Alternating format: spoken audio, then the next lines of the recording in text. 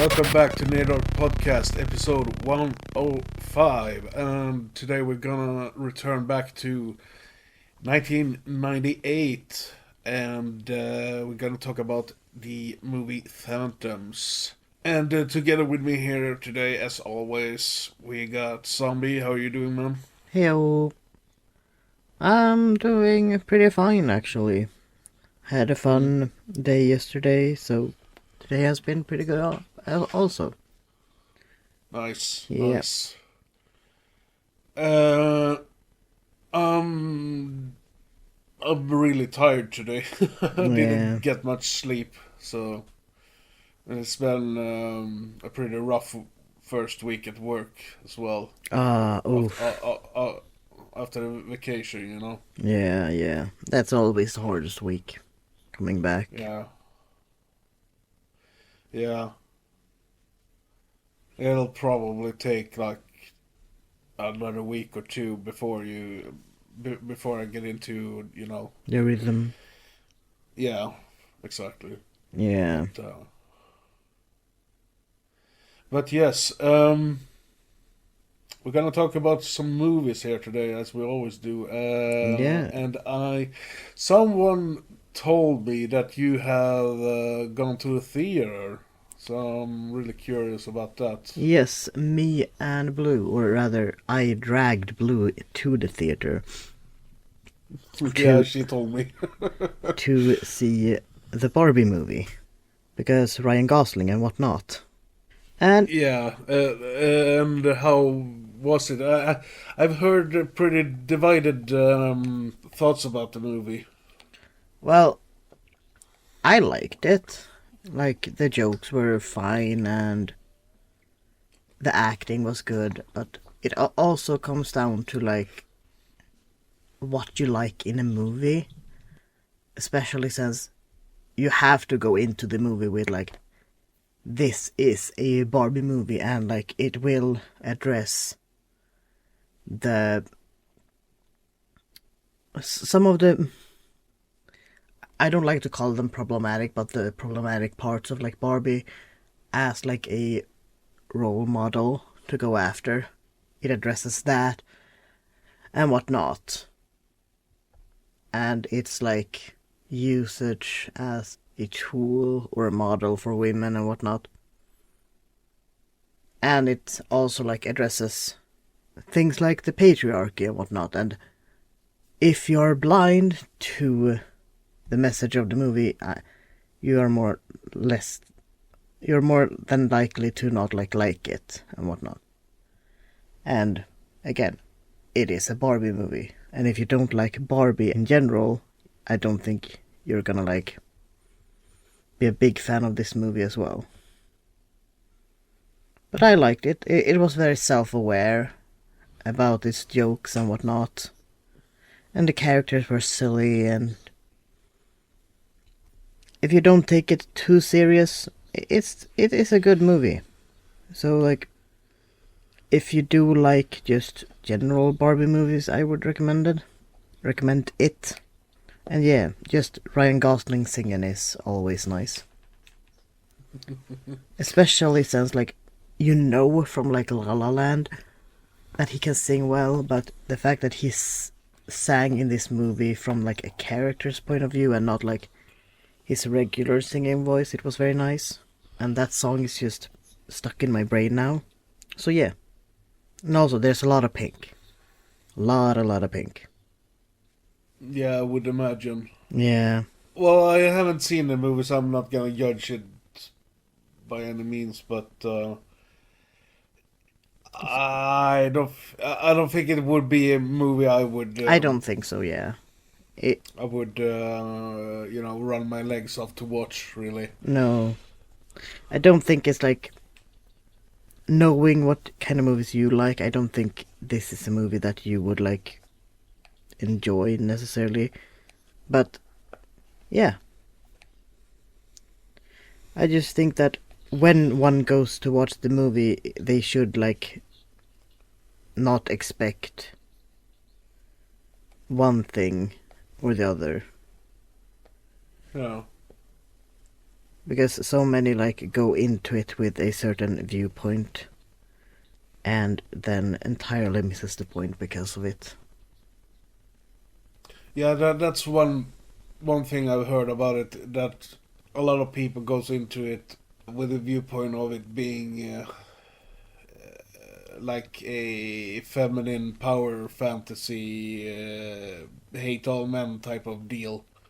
Yeah, and that's what they're only gonna see when they watch the movie, Yeah, because they're gonna entirely miss the point of it.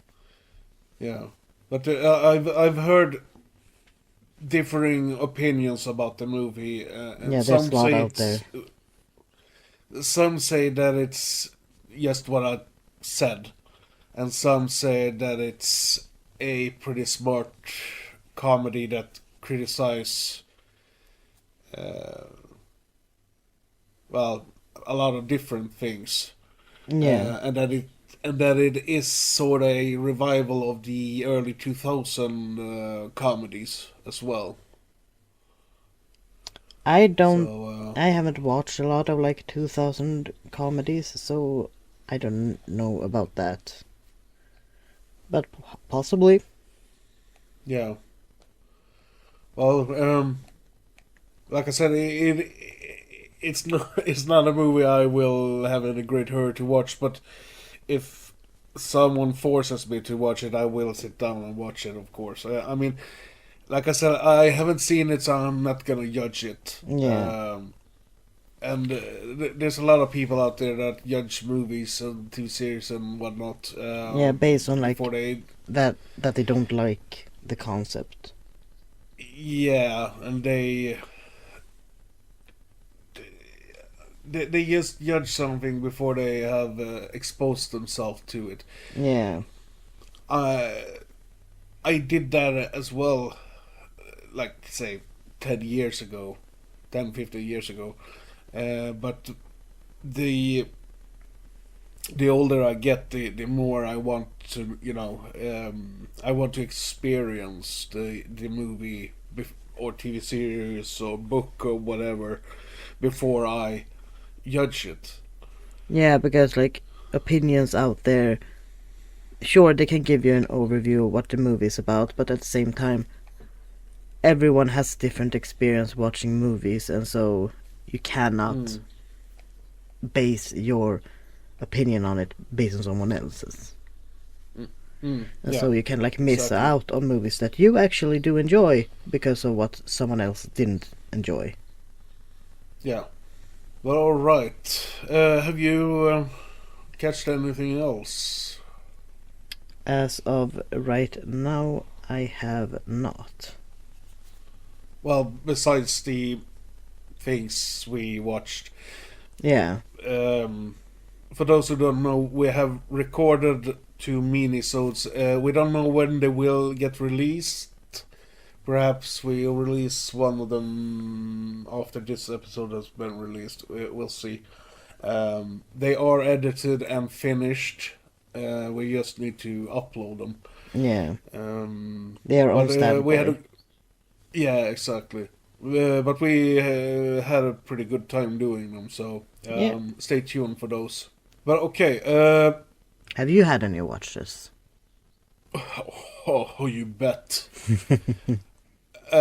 Since I've had since I've been on vacation for 5 weeks, I managed to squeeze in a lot I of can stuff. imagine.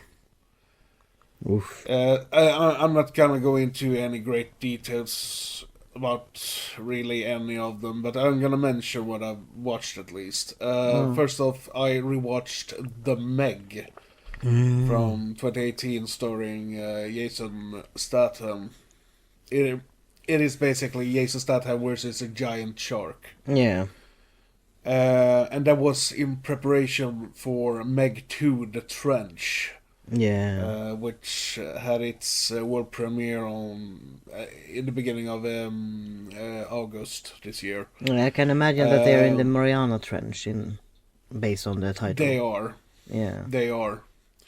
Um, I mean, I'm not gonna go into the plots of the movies, but they are basically your regular summer blockbuster popcorn thrill movies. Uh, I mean, they do basically exactly what you think they're gonna do, and they aren't much of a surprise in them. Yeah. They're full of action and one-liners, and they're bombastic, fast-paced, fun popcorn movies. So I Yeah. mean, if you're into that kind of stuff, you should check them out. They are really good. I was really entertained by both of them. I had seen the first one before, but Yeah. Uh, recommendations, I've both started to of get them. like mixed feelings about watching like horror movies based on sharks lately because of like the stigma sharks get due to them. Due to fact, Well, the thing with horror movies with sharks is that the majority of them are absolute fucking garbage. yeah, There are a couple of really good ones, like the Meg movies and Jaws, the first one. yeah, And I have a soft spot for Deep Blue Sea from 1999 as well. I haven't seen the sequels yet. yeah. And a movie called, what was it called? Bait, I think, from 2012 is pretty good. Um, Yeah, and then there are a couple of other horror movies with sharks that are pretty good from what I've heard. But I mean, there's a whole subgenre called shark exploitation, which are basically low budget pieces of shit. hmm. Like the Sharknado movies Oh and yeah. Sharktopus versus Mega Piranha and shit like Sharktopus that. was a movie, that right? I thought that Yeah. was like a fever dream. No, no, no, no, no, no. That's a real movie.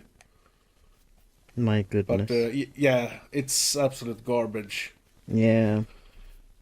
Anyways, continuing on, I had a friend over, which I haven't seen for about a year. So, and he's a real movie buff as well, and he loves his sci-fi horror. But he requested to watch a movie I shown him briefly last summer, which was a movie we have covered on the podcast actually, and that was As the Gods Will. Mm. Um, and directly after we had finished up that movie, we watched Willy's Wonderland. That's very different movies. Yeah, but we had a lot of fun. We were laughing, and Yeah, that's a fun movie. yeah, he really enjoyed both of them. Yeah. Uh, but after that, we sat down. He was here for like 3 days, so we sat down and rewatched the Critters movies. Mm.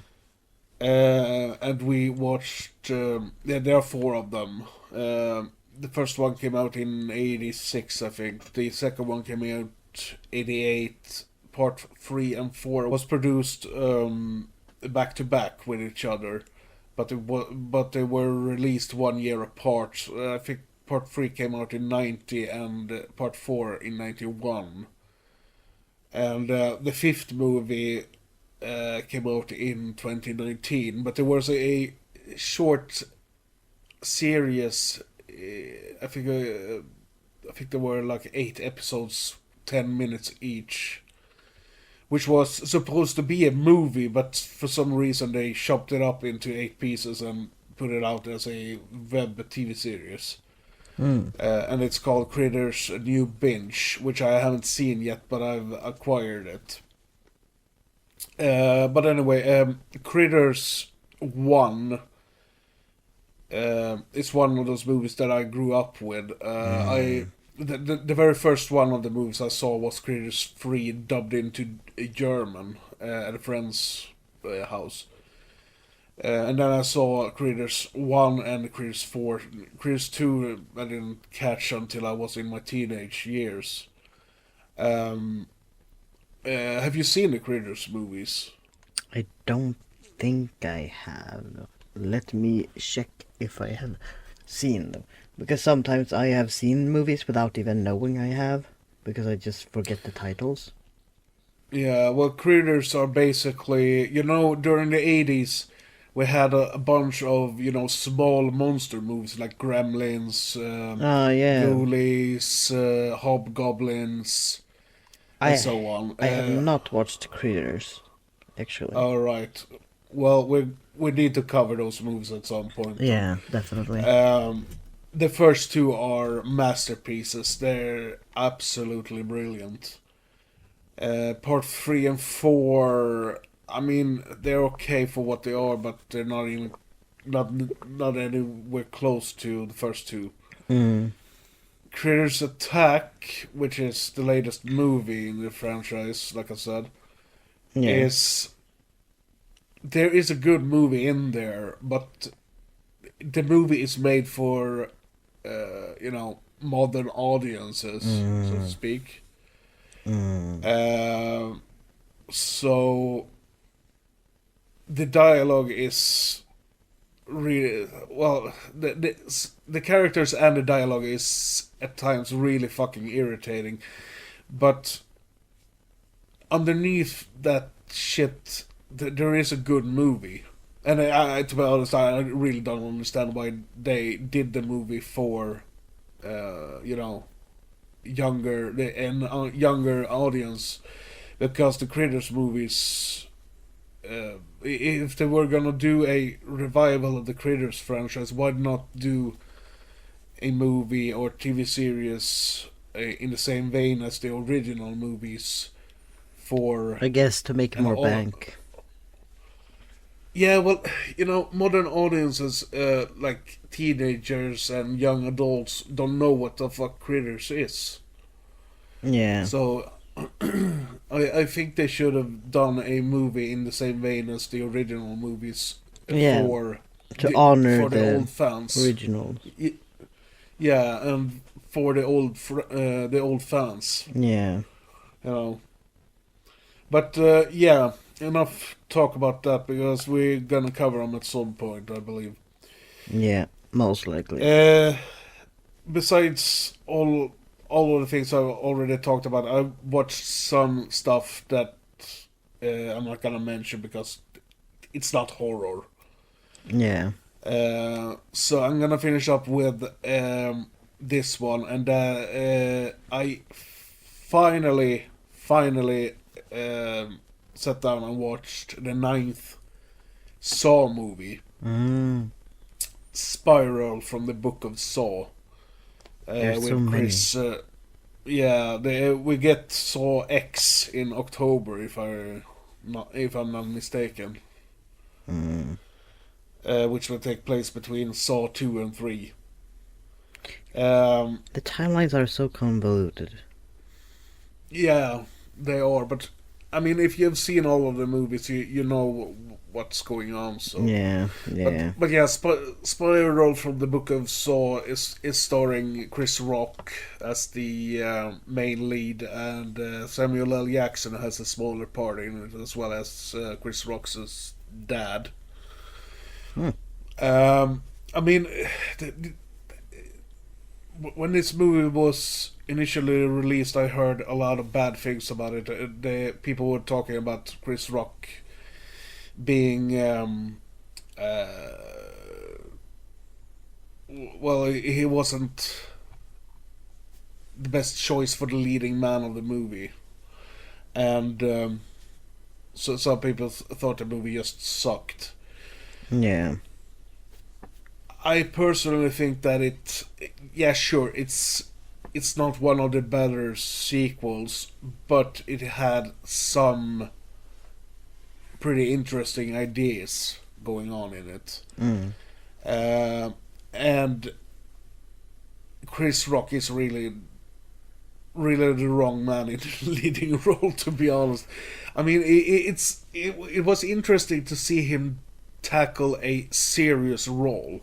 Mm.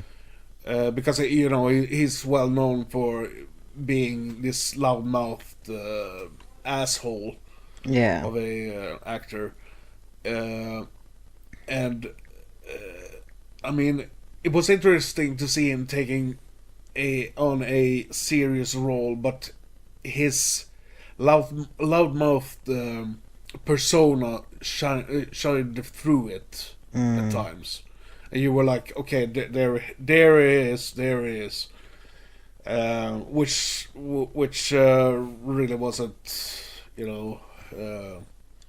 It didn't fit to the whole Saw franchise or the universe. Do you think you would think differently of the acting if you didn't know Chris Rock as like this loudmouthed actor?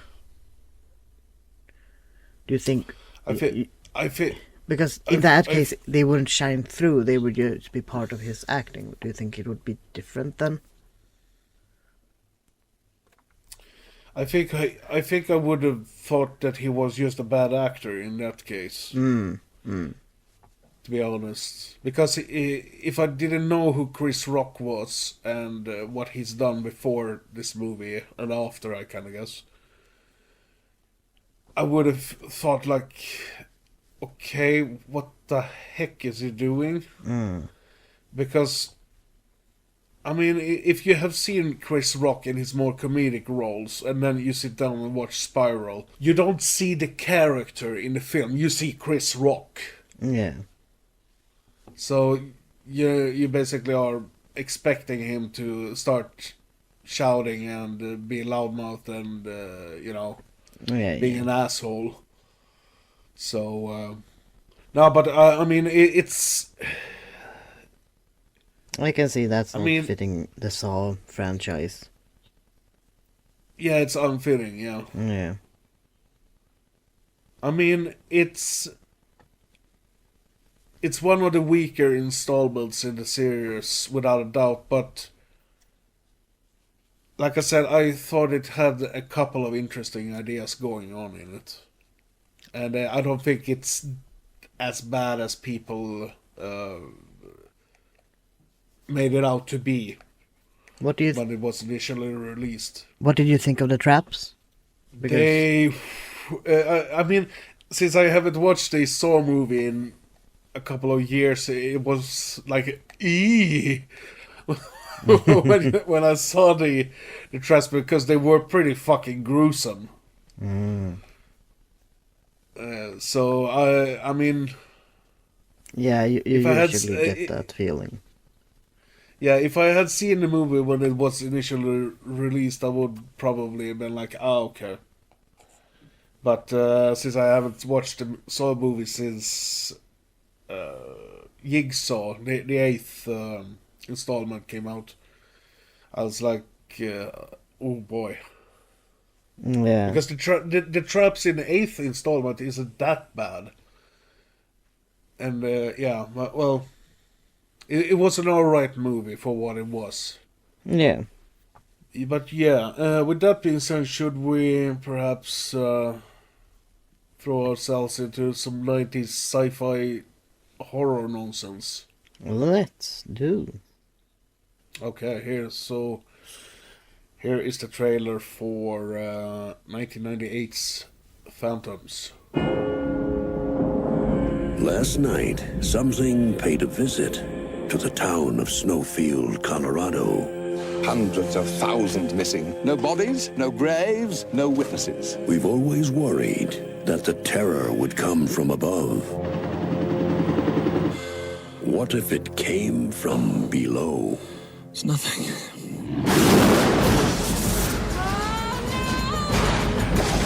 It's here! It's everywhere, all around us!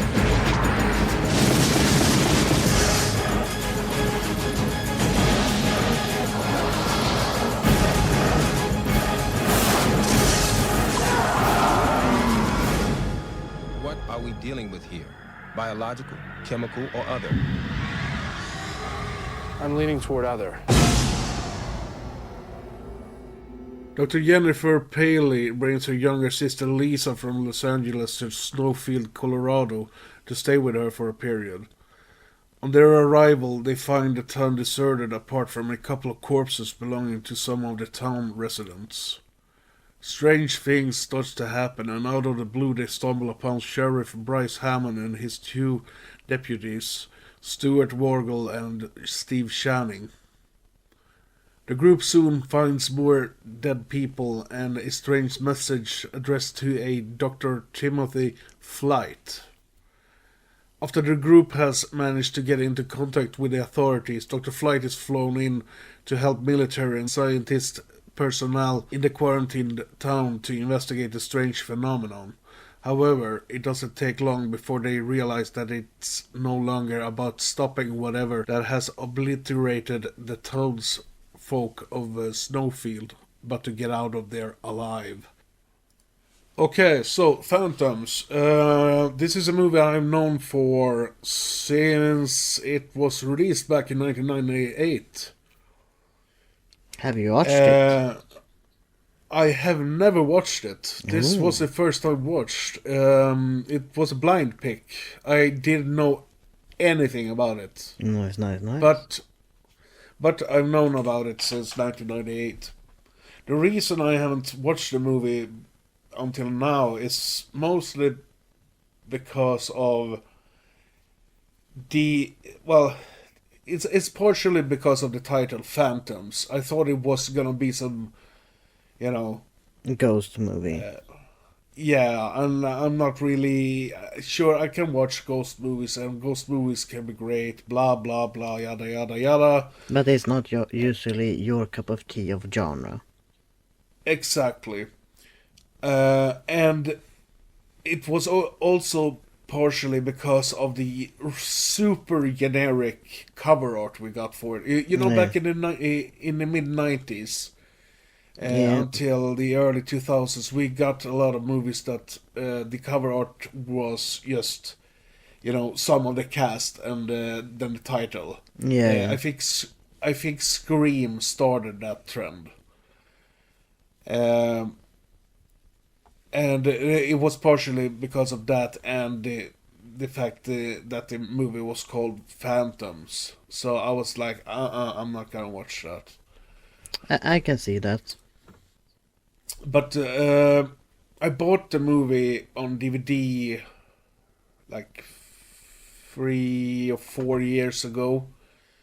And I haven't really had any interest in watching. I bought it really cheap, like 2 American bucks, like 20 Swedish crowns. So, I mean, why not? Exactly. But after watching the movie, I mean, like with the House of Wax remake we talked about in the last episode, I kick myself for not seeing this earlier. I fucking loved this movie. This is Phantoms is basically The Thing set in a small town instead of a research facility in Antarctica. Yeah, in the middle of nowhere. Yeah, exactly. And it got some... I think it got some influences from the Blob remake from 1988, the ending of that movie. And even though it came out 5 years later, I think Dreamcatcher had some similarities to this movie as well, with the whole military coming to a quarantine zone to take care of this. In this case, it's not an alien, but it's a life form that lives deep in underground. Yeah, an unknown life form. Yeah, well, unidentifiable. Yeah, exactly. It's like worms or something. Yeah, whatever. Yeah. But yeah, I'm really kicking myself for not watching this earlier. I thought this was fucking great. I mean, the first half of the movie is pretty slow burn. Sure, there are a couple of jump scares here and there, and Yeah, and I yeah, think like some parts of it in the beginning were like oddly cut, that it feels like you missed a part of it because you had like them doing something innocent, and then so suddenly you are in a place and them reacting to something without any like middle part of showing like them finding it. But that was yeah, mostly in the beginning. yeah. There were a couple of weird cuts here and there in the beginning. Perhaps there was some trouble during the production. I don't know. Yeah. There was surprisingly not that much information about the movie out there, by the way. So, but yeah, this. I think I've said it before on the show that sci-fi movies is not my type of thing. Yeah. But if you combine it with if you combine sci-fi with horror or action, um, That's when it works. yeah, and Phantoms was really something up my alley. This was fucking great, in my opinion. Yeah. It's I'm gonna read 2 reviews of it in the background section of the episode, but from what I've read, the movie basically got panned by everyone when it was initially released. I agree with you when with sci-fi like working well when it's like with horror, because I think sci-fi for me as well is at its strongest when it's paired with another genre, such as horror or action, because then the sci-fi becomes more part of the workings of the background and like just how the place works, and then it just helps solidify the second genre of what it is trying to make, such as you use the sci-fi part of them being on a spaceship and having knowledge that isn't part of our, and then that working together with such as horror of something is in this spaceship or whatnot,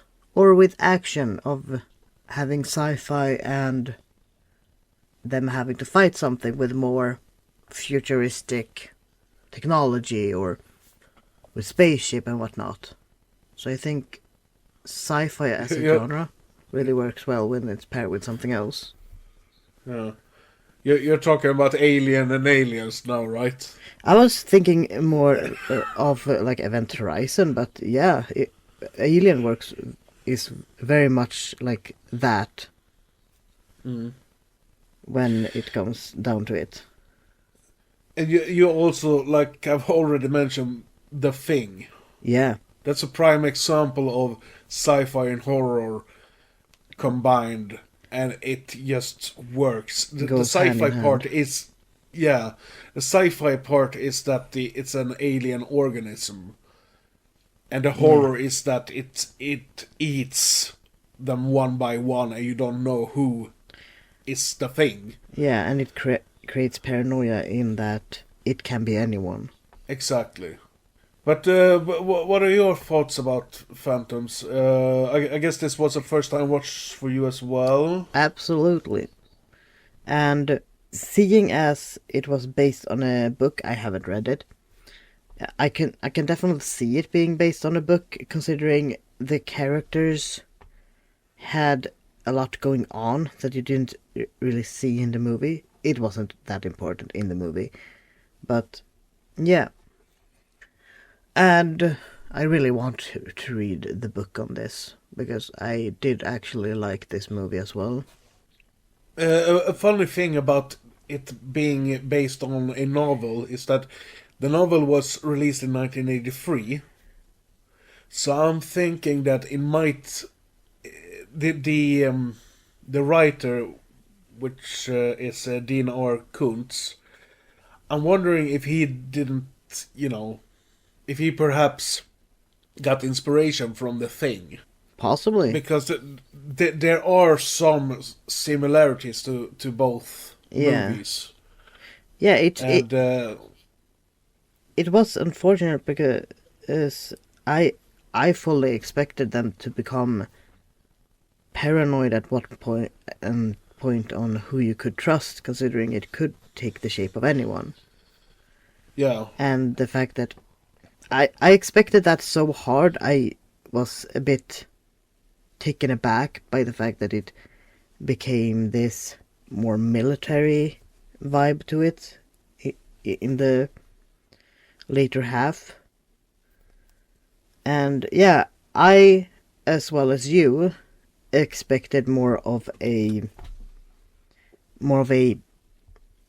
ghost movie based on the title, and a bit based on a synopsis I read about it, that everyone died in the town and these four people are trying to just survive or figure out what it is, and it's that doesn't tell you that it isn't a ghost movie. And so that was fully what I expected, and when you just heard the voices everywhere, I just was like, oh, that's ghosts or phantoms or whatnot. That was exactly what I thought as well while I was watching the movie. And a thing I didn't mention was that the first half of the film is pretty slow burn. Yeah. There isn't that much that happens. But in the second half, the movie completely derails. Oh, yeah. And it just gets super bonkers, and I just loved it. You have one vibe of the movie when you have the first half, and you expect it, or you think that it is a ghost movie. And once everything is, in the later half, just revealed what it actually is, it just completely becomes a different vibe entirely.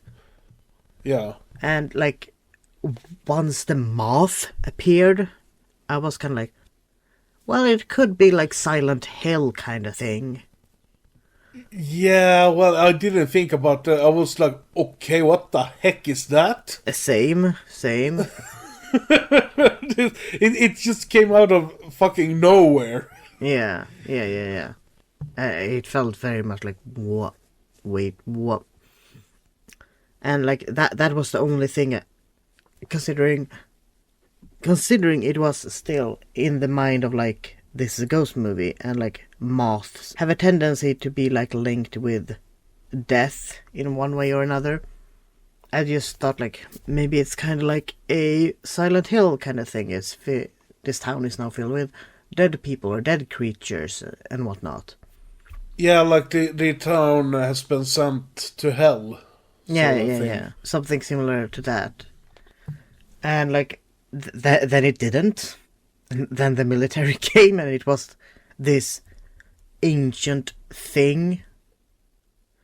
And again, I was at that point, but once it could take the appearance of anyone, I fully expected at some point that the sister, the younger sister, were one of the things, the entire movie. And yeah, I did like it, and the visual effects were very nice. Some of the effects actually worked even today. Yeah. The movie is 25 fucking years old. Some some of them looked a bit like PS1 graphics-esque. Yeah, some of the parts were dated. Yeah, some of them were really dated, but the editing was so quick that you barely saw it. So it's not a big problem for the movie. Yeah. I really think so too, that even the not so good effects didn't derail from the rest of the movie. because it just worked. And also because like it's an older movie, you can't expect today's level of effects. And also, to some degree, it added a bit of charm to the movie that they used more like props and whatnot. Because it might just be me, because nowadays it feels like they try and use CGI for almost anything that they want to do. Such as you're absolutely not wrong about that. If the movie had been done today, everything would have been CGI. And I'm pretty sure there were a couple of puppets in here. Yeah. And like you said, I prefer puppets over CGI, because with puppets there is something on the screen. And like a well-made puppet works. Yeah, and again, the thing, everything is a puppet in that one. Yeah. But and it works. Yeah, some of the effects doesn't work today, but most of them do work, and you know. Yeah, because like at some point, if you have CGI, and the worst part, if you have bad CGI, it sticks out like a sore thumb, and it bothers me. While if you do a very well-made puppet, it just works. Like, it's not too bad, and it looks part of the environment because it is part of the environment, compared to your CGI, which, if it doesn't feel like it's part of the environment, that's because it isn't. And so it doesn't hold any weight. Yeah, I totally agree with you. Totally agree, 100%. Because, like, you can see when they have done something that doesn't hold any weight to it when it's made. Like, you can't, when you see it in the movie, you can't see it falling and bringing down its weight with it. And, like, feeling the heaviness of, oh, that's one heavy boy. Compared to, like, a doll, and you see it fall and whatnot, and you can see, like, oof, if that landed on me, that's gonna hurt. Compared to, like, again, CGI, and that doesn't look like it has any weight to it at all. It doesn't feel like it's part of the environment. And so, I really applaud the movie for that. And, like, all the gooey parts when it comes out of the bodies and whatnot. So, yeah. Yeah, there was also something that reminded me of The Thing, you know, with the dog, for example. Yeah. I think part of that solidifies that it is very inspired by The Thing. Yeah. But they just wanted to put another twist to it. It's not what I expected, but it's not a bad movie. And I quite liked it. Yeah, I don't think this movie deserves the shit it got, to be honest. If I had seen this back in 1998, I would have loved it. Yeah. I guarantee you. I would have loved this movie, and it's a goddamn shame that it took me 25 years before I actually sat down and watched it. Shame on you. I'm gonna go and stand in the corner. But yeah, this is definitely a movie I'm gonna rewatch, without a doubt. I think this actually would be a really good movie to do a double feature together with The Thing. Yeah. And like you can watch it on a movie night and whatnot. Yeah. Like start with The Thing and then watch this. Yeah. But at the same time, it feels a bit like a shame that it wasn't a like ghost movie or something similar because of how well the whispering voices were. Because it could have been very well applied to a like ghostly movie of some kind. Not necessarily the traditional ones, but maybe more of the Silent Hill type. Silent Hill is more... I wouldn't say Silent Hill is ghosts. It's partially body horror. but it's also like a personal hell for the main characters. Yeah. But yeah, I get what you're trying to say, but yeah, no, I don't know. I thought the whispering voices worked really well. It did work actually really made well for this as well. yeah, it did. It actually made the movie somewhat creepy as Yeah. well. Oh, Because definitely. you didn't know what the fuck was going on at that time. So when everything started to fall, into place, Yeah. uh, And also it yeah, the intro music was very well done. Like it set the creepiness also. It set the tone of the movie very well, despite of what you expected of it. Along with the whispering voices, it was just mwah, good. yeah, yeah. Another thing I really liked with the movie was that it starts off right away. Yeah, There's not a long prologue where you get to see a lot of people in the town and everything. It just throws you straight into the events of the film. yeah. It just introduces the two of the main characters from the get go. Like this is a older sister, this is the younger sister. This is a town. It is desolated. What is going on? Now it started. Now we're in it. Yeah, exactly. Like it didn't hold back, even though it was a slow burn. Yeah, well, the slow burn part of the movie was Them good, finding in out. my opinion. Yeah, I mean, the first half of the movie, I usually have... It's gotten better with the years, Yeah. But I usually have somewhat problem with slow burns. I get bored really quickly if absolutely fucking nothing happens. Well, they used But- slow but- burn well in this.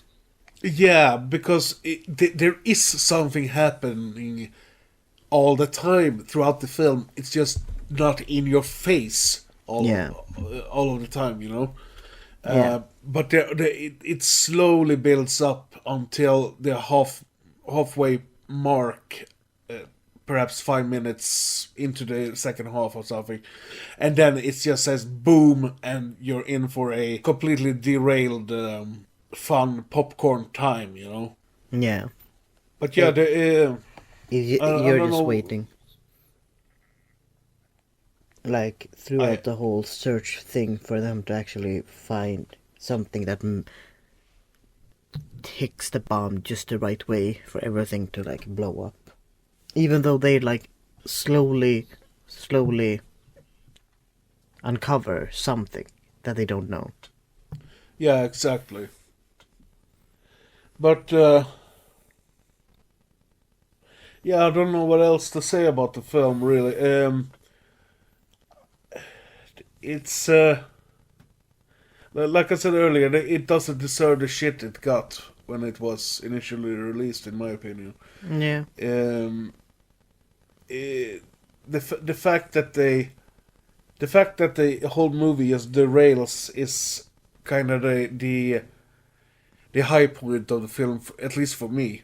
Yeah, I can imagine that some people don't appreciate it because of the title and the everything else, that they expected to get a ghost movie based on the title and the description and everything, and that is not what they're getting. And so Yeah, I feel well, like those people that wanted a ghost movie felt disappointed. Yeah. Well, for those who don't know, the phantoms in the title are actually copies of humans and animals that this thing has consumed. Excuse me, I have a noise disturbance. Yeah. I've had someone that demanded love and affection. You got some pussy over there. Yeah. Yeah, very demanding one. Yeah, I know. But yeah, But yeah, do you have anything else you want to add? I don't think so. I have not seen him in other movies, but I have seen him like as a general actor, but I did not recognize Ben Affleck when he was in the movie. Yeah, I didn't really recognize him either. Rose McGowan, the girl who played Lisa, the younger sister, Yeah. and Liev Schreiber, who played Stu, the crazy deputy. Yeah. Both of them were in the first Scream. Yeah. And Liev Schreiber also appeared in Scream 2 and 3 as well. Okay. I don't know And, if it's the same actor I'm thinking about, but I only recognized him from Wolverine. I've never seen that movie. He plays, if I'm thinking about the right actor, he plays Wolverine's brother, Victor. Yeah, I wouldn't be surprised if he were in that. The director of Phantoms was also Joe Chappelle, and the movie he directed before this was a movie we have covered on the podcast. Mm-hmm. Last Halloween we covered Halloween: The Curse of Michael Myers, Yep. which was directed by Joe Chappelle. Oh. Nice. So, well, not really. Well, that movie wasn't that great, but you know. No. It isn't. But what I mean is, he went from a troubled piece of shit to a. Was this one after? Yeah, he directed this after The Curse of Michael Myers. So he improved. Yeah, he did. In at least in our opinion, he did. Yeah. So. In our eyes, he made things better for himself. Yeah, definitely. All right. Should we rate this one then, perhaps? Let's. My rating will probably not shock anyone. This is a 10 out of 10 for me. And yeah, I know I gave a lot of movies 10 out of 10s, but I mean, if a movie is effortlessly entertaining, in my opinion, it is a 10 out of 10. Yeah. No questions asked. Because the worst crime a movie can do, or TV series, a book, comic book, whatever the fuck you want, is to be boring. And Phantoms is everything but boring.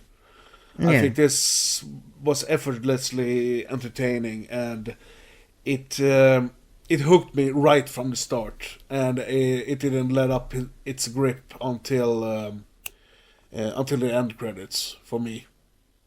So yeah, 10 out of 10, 2 thumbs up, recommended. I will give this an 8 out of 10. Not because I think it's bad, but I don't think it grabbed my attention just as much as it did yours. But I can definitely enjoy it again. I can definitely watch it again. It is a good movie. It's not what I expected. Yeah, well, 8 out of 10 is pretty fucking good, dude. Yeah. I guess I enjoy ghost movies more than you do. But, yeah. It was definitely worth a watch. Yeah. Okay.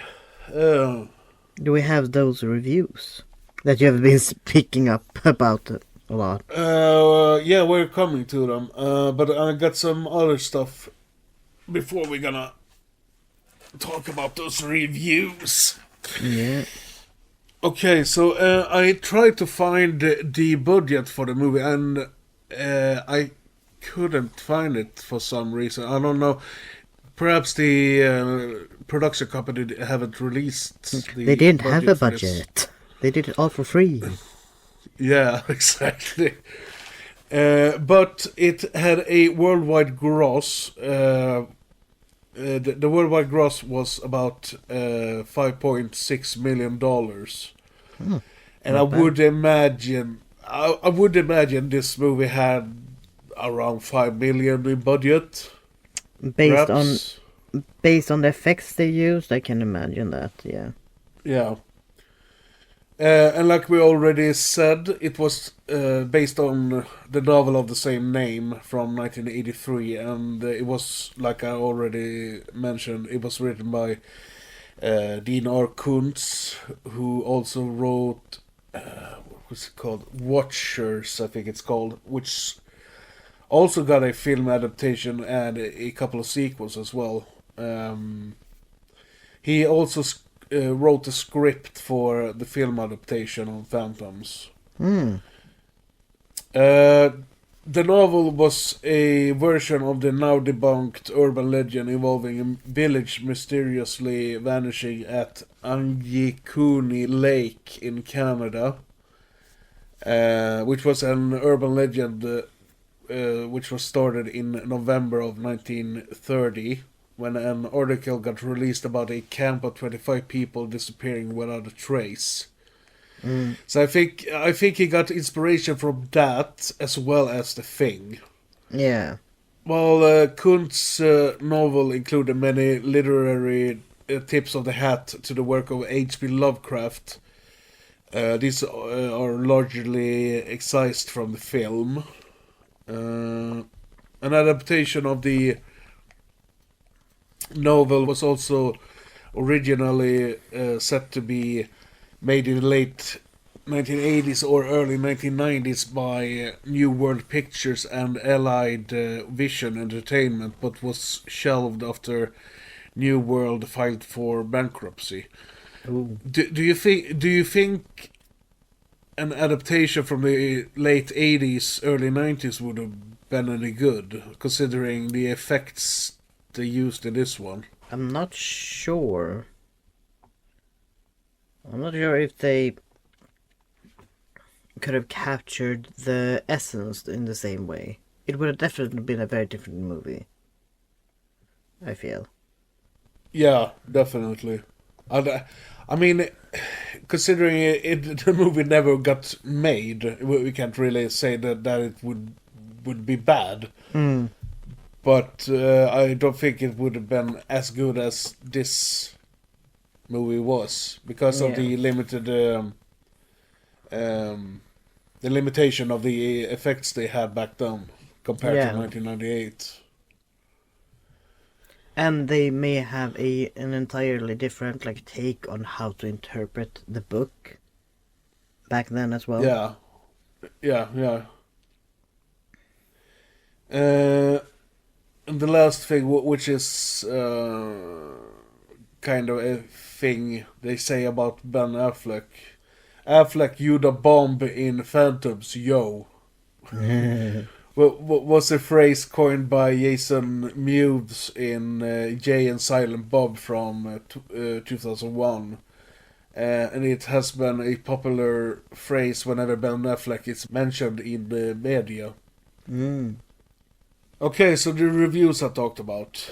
Yeah. I tried to find some reviews that was written 1998 when the movie was initially released, but I could only find one of them, and it was written by Roger Ebert, who was one of those critics that basically ripped apart every slasher movie that came out back in the 80s. A non-slasher fan reviews slasher movies, always a great time. He and his comrade, I can't remember what his, Gene Siskel and Roger Ebert. They had a TV show.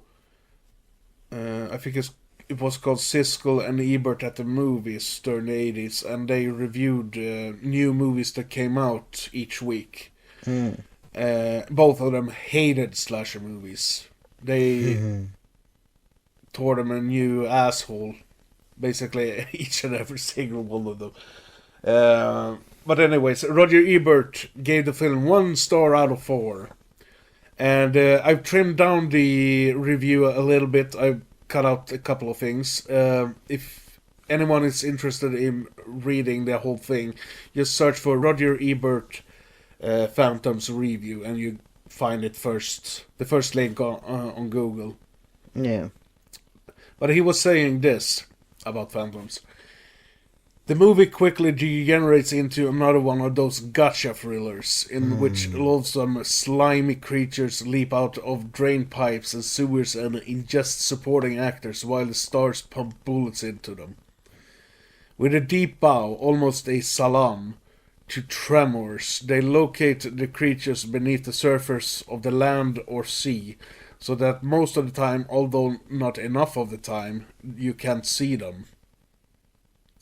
Peter O'Toole, the guy who played Dr. Flight, is a professional, plays his character well. It takes years of training and practice to be able to utter lines like, "It comes from the deep and secret realms of our earth," without giggling. It is it is O'Toole who gets to float the educated tapeworm theory, which is, by the way, it was a theory, I think. I read something about it. When these creatures eat a human, they learn everything it knows, and even everything it thinks it knows. So that since many humans think they are being eaten by the devil, the creatures think they are the devil too. If only we could learn to think more kindly of those who digest us, this movie could have ended happily. And that's the thing we forgot to mention. These worms, or this creature, when it eats someone or something, it gets that person's or that creature's memories and thoughts. And like, it sounds funny in without context that an ancient worm parasite got a god complex because of eating humans. Yeah, it sounds fucking ridiculous, and it kinda is. Yeah. But, Like, ancient worm gains god complex because of humans. yeah. And yeah, sure, it is kind of ridiculous, but that's the whole Without point context. with the film. Yeah, but that's the whole point of the film as Yeah. well. I mean, it's just a fun popcorn thrill ride. Yeah. You're not supposed to take it, seriously. Yeah. So, anyways, the last thing I dug up was a review which was written on December 27, 2014 by J.P. Orozco. J.P. Orozco. I don't know if I pronounced that right. No clue. But it was... Yeah, it was on a homepage. I don't know if it was some sort of blog or something, but I wanted some older review of the film, and like I said, the only one I found from 1998 was the Roger Ebert one. So I decided to take this one as well, and I've done some edits to this one as well because it was pretty long. Yeah. But if anyone is interested in reading the whole thing, just search for JPROSCOE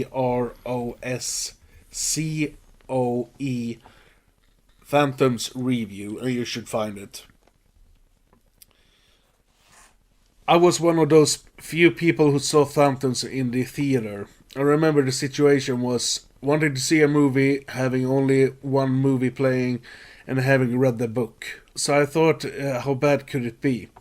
Phantoms is one of those movies you watch and not only question how it got greenlit, but how it got such big names. The story has some potential to be scary, and I do like the idea of these mass disappearances. Unfortunately, the film and the book take any interest out of the story and presents a garbled mess. The movie also looks quite bad and is loaded with confusing editing. I like the basic Colorado setting and wish they had utilized it more, but it is hard to see what is going on in the film, with much of it occurring at night and with poor editing. If the monster had been cool or really visible, it might have saved some face, but you really can't see much of it. Phantoms is a bad movie that doesn't have the scares that it should. It is dull, boring, and a shame that O'Toole was wasted on this. Of course, he did also make Supergirl. Dean Koontz movies really have never made a great jump to the screen like King, who also generally makes bad movies, but he makes a lot of them. Phantoms is one of those movies you can watch and laugh about, so it does have that going for it.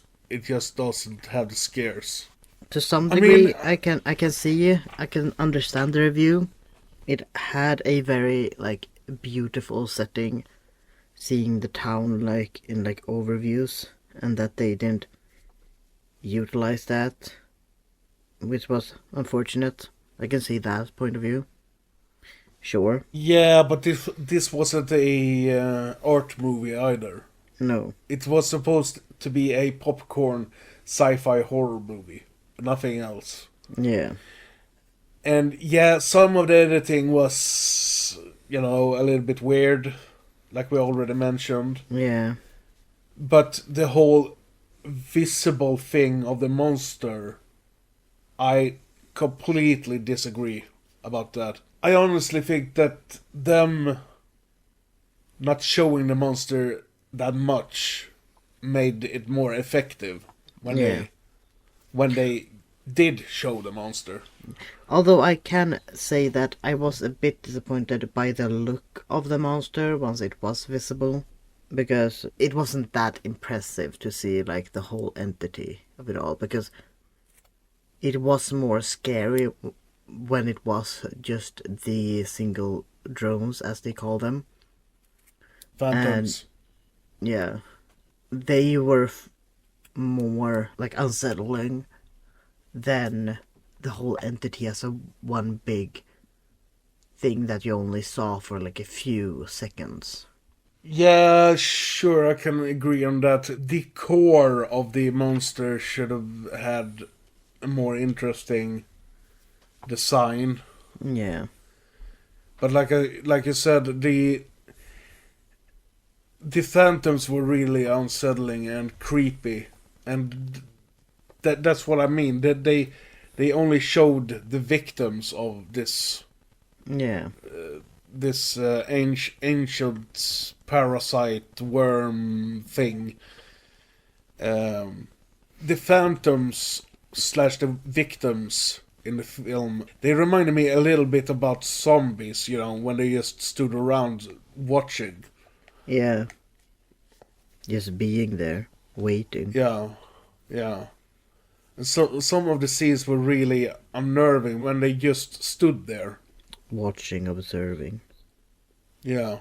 So we're disagreeing with those two reviews then, for the most part. Yeah. And like, personally, it just pisses me off. Like, I don't put any energy in it, but it pisses me off when like people that doesn't even like the genre reviews movies, because like then you're going in with the mindset that you're not gonna like it, and you're just gonna rip it apart, knowing that this media was not made for you, because you know you don't like it. Because like, Yeah. imagine another reviewer going into a genre you like and like start ripping it apart because they don't like it. It just feels like this is your job. It doesn't feel like you're taking it seriously when you intentionally go to like things you don't like. Sure, it is good to like expand your thing to see if maybe it will be a movie that surprises you, that you like it because it's not from a genre you specifically like.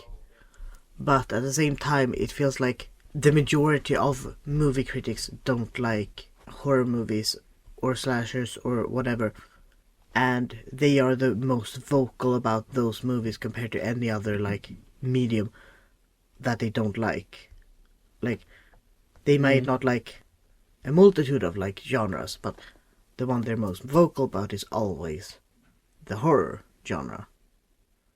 Despite not liking most any other genre, like it's a bit of a pet peeve, so to speak. It's irritating. Yeah.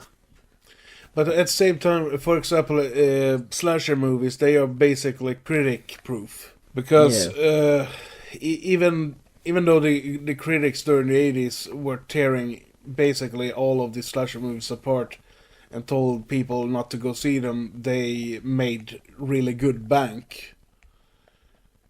So, I mean, people usually don't give a shit what movie critics think about movies, really. Like, to some degree, why does it still exist when movie critics' reviews of movies these days rarely matches that of what the audience think? And what is the point of them when they don't match the audience? Because, like, it is made for the audience. And so, what does it matter what the critic says when you should go what the audience think rather than the critics? Because the critics clearly don't know what the audience wants. Or what I they think movie good. I think that most critics that, for example, hate horror movies just review horror movies because it's a job. Yeah. Because I've seen countless of reviews that tears apart slasher movies, and they're like, yeah, it's the same old shit all over again. Of course it is. It's a subgenre of movies. You could say that about a lot of romance movies or comedies. Yeah. But on the other hand, when they review, for example, Swedish drama movies, they give them, like, for example, if they have a rating system of 5, 0 or -1 up to 5. Those type of movies usually get between 3 and 4. And sometimes even 5. It is so biased. Yeah. But yeah, not great reviews. No, I don't agree with them whatsoever. I think Phantoms is a great movie. It really didn't deserve the shit it got when it came out. And it doesn't deserve the shit it gets nowadays either. People, I feel like it's just a movie that you can put on with friends and watch it and enjoy it for what it is. Yeah, I mean, it's a little bit over 90 minutes.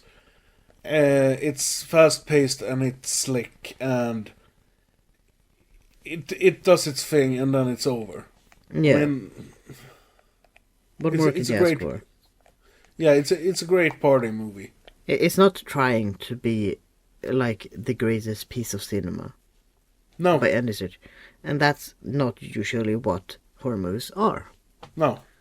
The thing is that people need to chill the fuck out when it comes to movies.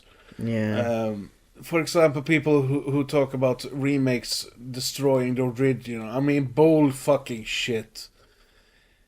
If you don't want to watch the remake, then go back to the original. Or if a sequel, for example, when The Predator came out, I read a lot of bad reviews of that one.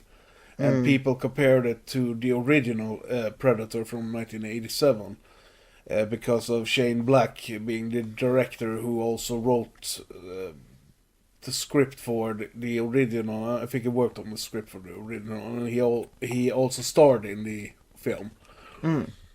So people probably thought that, yeah, this is going to be exactly like the original, and it turned out not to be anywhere near the original. Yeah. And I was just thinking, okay, so you didn't like this movie. Stop complaining, go back and watch the original then. Yeah. The originals still exist. You don't like poof into nothingness just because this exists. Yeah. But To to some degree, I can understand like people not liking remakes if it's clear that the people that made the remake didn't understand what made the first one good. That is when I can understand like them not liking the remake. Because it's like, I'm sure that you may have liked the first one as well, but like, did you even know what made it good? Do you know, like, you can still make it different if you want to, but like if you don't have anything, if you didn't learn what worked for the first one, how are you supposed to make a good second one? Even if it's a remake. Yeah, well, that works for some movies, but not all.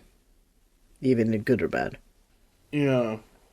It's like, for example, like the first one, I haven't seen the either Predator movies, but it's like, if the first one is like this cold-hearted, cold-blooded hunter, whatnot, and you like, oh, I'm gonna make a remake of it, but this time I'm gonna like make him, instead of like a cold-blooded hunter, which is what allured many to the movie, I'm gonna make him like have morals and make him like not kill this character because of this thing, which is why that character will defeat him and whatnot.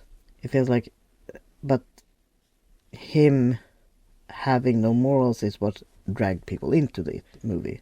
But yeah, that's just an example pulling out of my ass. Yeah. You haven't seen Predator? I have not. Okay, we need to cover that at some point then. Yep. Pretty soon, I would say. Sooner rather than later. Yeah.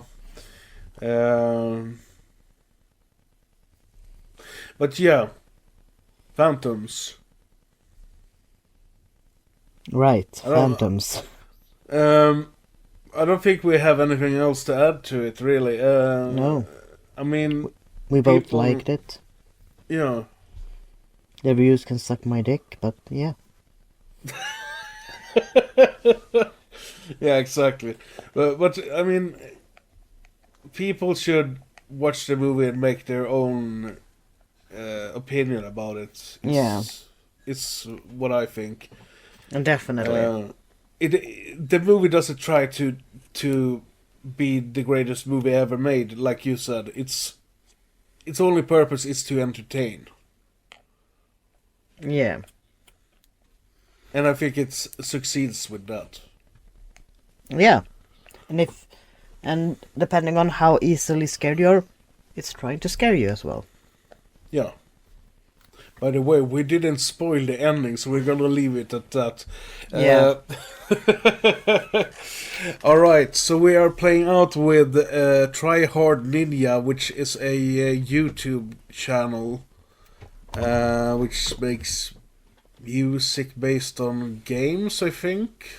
Sort of like Miracle Sound. Well, we are playing out with Try Hard Ninja's Phantoms in the Night, which is a song based on Five Nights at Freddy's, but I couldn't find anything else with Phantoms, so we're going with that one. Fair enough. Yeah. Alright. Thanks for listening, everyone, and we'll see you in a episode 106. Bye-bye.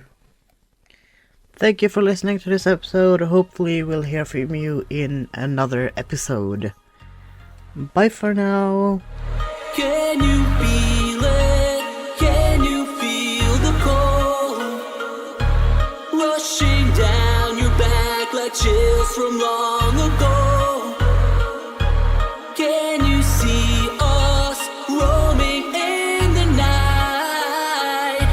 We're just flashes out the corner of your eye. It's been on so many days, so many days.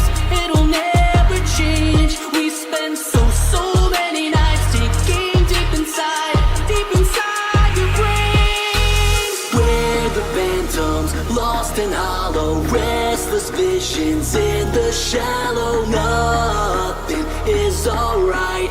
We're the phantoms in the night.